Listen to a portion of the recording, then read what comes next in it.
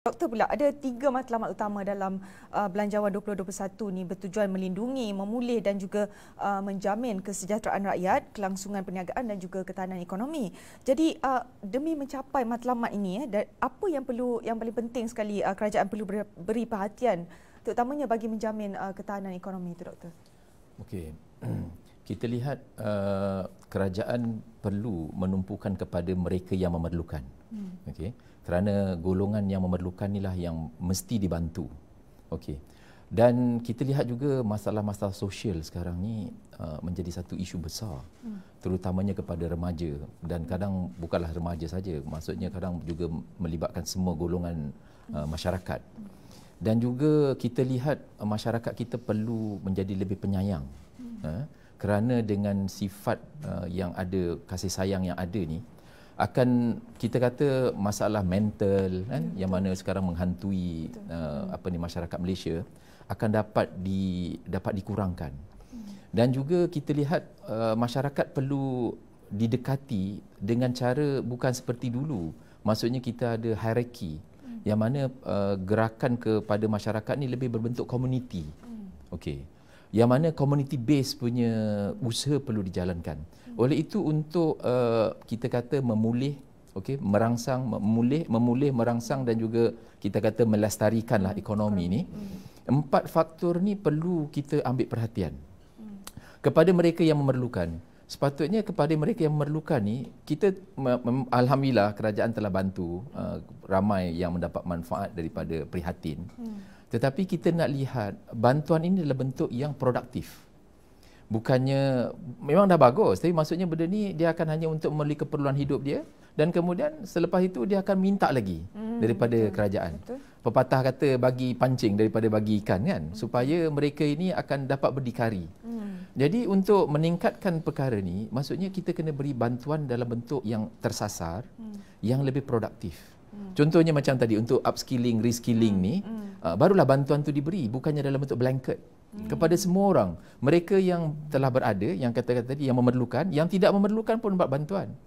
Menjadikan mereka rasa elok saya tak perlu berusaha. Saya patutnya dibantu oleh kerajaan. Sehingga sekarang ni saya rasa agak terpukul juga di kampung-kampung ada yang menyatakan bahawa kenapa saya tak dapat bantuan.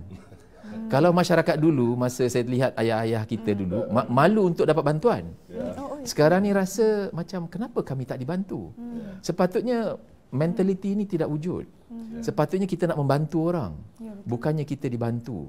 Jadi untuk menyelesaikan perkara ni, saya rasa yang bentuk yang produktif. Contoh macam TVET, macam Giat Mara. Mereka yang datang ke Giat Mara barulah dibantu. Supaya bantuan ini dalam bentuk yang mana mereka dapat imbuhan apabila mereka secara produktif. Bangun pagi, pergi ke Giat Mara, belajar untuk repair aircon, ataupun buat sesuatu lah, bakery ke. Jadi mereka ni akan dapat kehidupan yang lebih baik. Dan kepada masalah sosial, maksudnya dalam bentuk punishment. Siapa yang ada masalah sosial, mungkin terlepas daripada bantuan. Jadi mereka yang ada masalah-masalah sosial, remaja kata, nanti kita tak dapat bantuan prihatin. Kerana ada kes-kes. Jadi benda tu dalam bentuk yang mana very objektif. Memanglah dari segi database kita kata ada masalah. Tapi dari segi database ni sebenarnya kita boleh bangunkan. Sebab sistem yang ada di Malaysia ni nampak contoh macam DOSM nampak very sekarang ni pun dah advance dah dengan data ni. Dan juga dari segi pergerakan ke arah komuniti. Maksudnya NGO. Bantuan-bantuan kepada NGO sangat-sangat diperlukan. Kerana mereka inilah yang mendekati masyarakat, mereka lah yang ada database tadi yang saya kata. Siapa yang memerlukan, siapa yang patut dibantu. Kerana ramai yang sakit, ramai yang begini perlu dibantu melalui NGO. Mungkin kepada ketua kampung.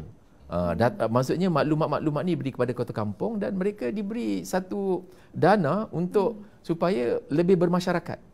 Kita taklah cerita politicking kenapa nanti parti mana ataupun ikut mana, kita tak nak. Tapi maksudnya dalam bentuk yang produktif dan kita maksudnya empower kepada masyarakat setempat, contoh macam NGO untuk menentukan mana yang akan dapat. Contoh macam bantuan kepada anak yang sekolah. So maksudnya kepada kuasa untuk menentukan tu ataupun pemilihan tadi tu diberi kepada NGO tertentu yang mana akan membantu mereka untuk menentukan. Dan juga kepada bantuan-bantuan yang bentuk kepada yang masyarakat penyayang, itu boleh diberi kerana contoh macam yang menjaga ibu bapa, anak-anak yang kurang upaya. Benda ni memang dah ada, tapi saya rasa perlu dipertingkatkan lagi supaya masyarakat menjadi lebih penyayang dan lebih prihatin kepada masyarakat yang lain lah.